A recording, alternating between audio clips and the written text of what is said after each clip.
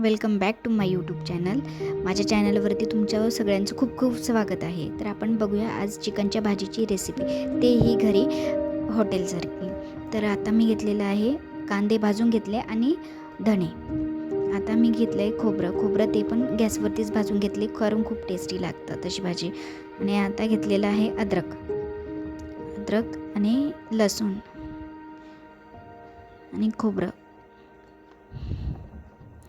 तर मी आणि तिच्यात घेतलं आहे कोथिंबीर ही बारीक करून घेतलेली आहे, कारण मसाल्यामध्ये ते एकदम बारीक